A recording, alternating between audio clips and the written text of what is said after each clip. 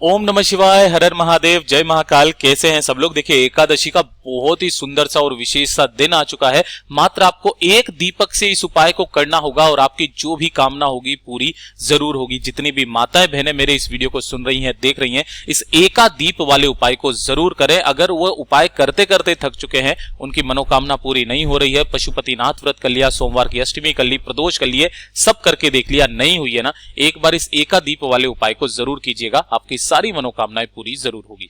पूज्य गुरुजी की कथा से सुन करके और समझ करके पूरे उपाय को बड़े ही विस्तार से बताऊंगा, परंतु उससे पहले आप सबसे एक छोटी सी गुजारिश करूंगा कि जो लोग पहली बार आए हैं, चैनल को सब्सक्राइब जरूर कीजिएगा और वीडियो को लाइक करके महादेव जी का कोई सा भी प्यारा नाम कमेंट बॉक्स में लिखना मत भूलिएगा। अब सबसे पहले तो मैं आपको एक चीज बता देता हूं कि काफी सारे लोग इस चीज से परेशान है कि भैया हमें एकादशी का दिन कब मानना है ना, उदया तिथि के अनुसार मानना है या फिर 25 को। जैसे कि अभी जो पड़ रही है 25 से ही, सुबह से ही एकादशी की तिथि स्टार्ट हो रही है, लेकिन वो उदया में नहीं है ना। और जब 26 को जा रहे हैं तो उदया में वो खत्म होती चली जा रही है। तो आपको एकादशी कब माननी है, तो जब भी आप उपाय करें तो उपाय सिर्फ और सिर्फ एकादशी की तिथि के अंतर्गत ही आपको करना है। ये चीज ध्यान रखना है ना।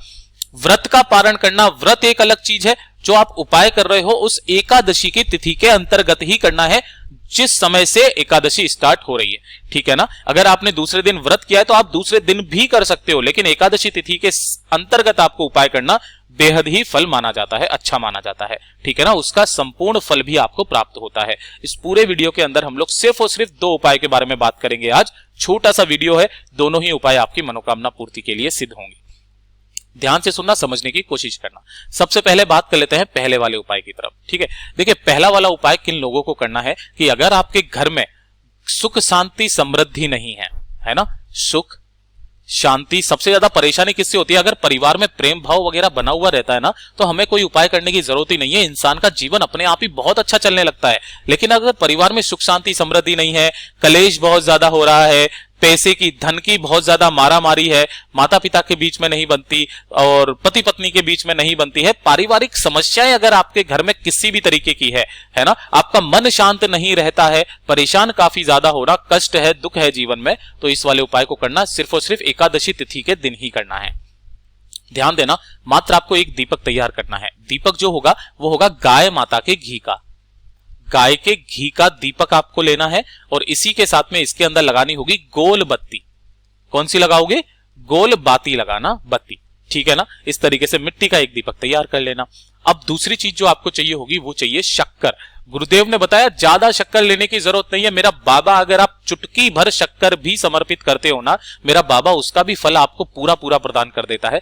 चुटकी भर शक्कर लेना, थोड़ी सी, ठीक है, 1 चम्मच ले लेना, 1 लोटा ले लेना शुद्ध जल, ठीक है ना, अपने घर का शुद्ध जल लेना इसके अंदर, और इन्हें लेकर के आपको पहुंचना होगा कहां पर, बेलपत्र पेड़ के पास में। ध्यान दीजिएगा, एकादशी तिथि के दिन बेलपत्र के पेड़ का बहुत ही ज्यादा खास महत्व है। इस पेड़ के नीचे माता लक्ष्मी जी, माता सती, सभी का वास होता है, मेरे देव आदिदेव महादेव जी का वास होता है। काफी सारे लोगों का यह भी समस्या रहती है कि भैया क्या हम इस वाले उपाय को हमारे घर में जो बेल का पेड़ लगा हुआ है उस पर कर सकते हैं, तो जी हाँ, बेल का पेड़ हो या पौधा हो, चाहे कहीं पर भी लगा हुआ रहे, जरूरी नहीं कि शिवालय में लगा हुआ है उसी पर आप उपाय करेंगे।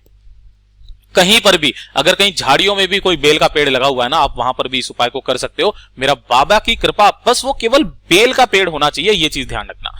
बेल के पेड़ के पास जाना, यहां पर सबसे पहले आपको करना क्या है, ध्यान से सुनना। जो आप शक्कर लेकर के आए हो ना, थोड़ी सी शक्कर आपको बेल पेड़ की जड़ों में यहां पर समर्पित करनी है। समर्पित कर देने के पश्चात 1 लोटा शुद्ध जल जिस जगह पर आपने शक्कर समर्पित किया ना, उसी के ऊपर, यानी कि पूरा आपको शक्कर का, मीठे का भोग लगाना है बेलपत्र की पेड़ की जड़ों में। 1 लोटा जल समर्पित करना, ओम नमः शिवाय, श्री शिवाय नमस्तुभ्यम का स्मरण करते हुए। यह कर दिया। अब उसके बाद में जो एक दीपक आपने लिया है ना, उस एक दीपक को माता सती, माता उमा के नाम से आपको पेड़ की जड़ों के पास ही यहीं पर अपनी कामना कहते हुए प्रज्वलित करके वापस चले आ जाना। सुबह करना चाहो सुबह कर लो, शाम को करना चाहो शाम को, प्रदोष काल में कर लो, कोई दिक्कत नहीं है। किसी भी समय आप जा सकते हो बेल के पेड़ के नीचे और वहां पर आप इस उपाय को कर सकते हो। आपकी घर की तो सारी समस्या यहां से खत्म हो जाती है, ठीक है। आपकी जो भी कामना होगी ना, चाहे कोई सी भी मनोकामना होगी, पूरी जरूर होगी। अब बात कर लेते हैं दूसरे वाले उपाय की तरफ। जो दूसरा वाला उपाय होगा ये होगा आपकी धन प्राप्ति को लेकर के। अगर आपके घर में धन की बहुत ज्यादा समस्या है, है ना, माता लक्ष्मी जी आपके घर में वास नहीं करती है, व्यापार अच्छे से नहीं चल रहा, कर्जा बहुत ज्यादा है, लोन चुकता नहीं हो रहा है, बहुत सारी समस्याएं हैं, तो मात्र छोटा सा उपाय करना है एकादशी तिथि के दिन, ठीक है ना। आप सबको पता है माता लक्ष्मी जी को कमलगट्टा बहुत पसंद है, तो मात्र आपको एक कमलगट्टा चाहिए, ले लोगे। इसी के साथ में आपको लेना होगा 1 लोटा शुद्ध जल अपने घर का, ठीक है ना। 1 लोटा अपन ने ले लिया, जो भी लोगे वो तांबे का लेना, ठीक। उसके बाद में आपको लेने होंगे 7 चावल के दाने, अक्षत, जो कहीं से भी खंडित ना हो, टूटे फूटे ना हो, ये चीज ध्यान रखना, ठीक है ना। और मात्र 1 बेलपत्र आपको लेनी है, जो कहीं से भी खंडित टूटी फूटी ना हो, ठीक है। अब जो आपने 1 कमल का गट्टा और 7 चावल के दाने लिए हैं, इन दोनों को इसी लोटे में डाल लेना है, यानी कि कमल गट्टा मैं यहां लिख देता हूं ताकि आपको कंफ्यूज ना हो, है ना। और आपको डालना है चावल, इसी के अंदर डालने हैं, बेलपत्र नहीं डालना, बेलपत्र जो है वो इसके अंदर नहीं डालना है, ध्यान रखना, है ना। बेलपत्र को लेकर के, इस लोटे को लेकर के पहुंचना मेरे देवादिदेव महादेव जी के मंदिर शिवलिंग के पास, उत्तर दिशा यानी कि नॉर्थ डायरेक्शन की तरफ मुंह करके खड़े हो जाना। जैसे ही आप यहां पर खड़े होगे, ओम नमः शिवाय श्री शिवाय नमस्तुभ्यम का स्मरण करते हुए, अपनी मनोकामना और अपना नाम और गोत्र बोलते हुए, जो आपने 1 बेलपत्र लिया है, उस 1 बेलपत्र को इस जगह से पकड़ के आपको शिवलिंग के ऊपर समर्पित करना होगा, कुछ इस तरीके से कि जो पत्ती का मुख रहेगा वो रहेगा आपकी तरफ, डंडी रहेगी जलाधारी की तरफ, चिकना वाला हिस्सा रहेगा नीचे की तरफ, ऐसे समर्पित कर दिया।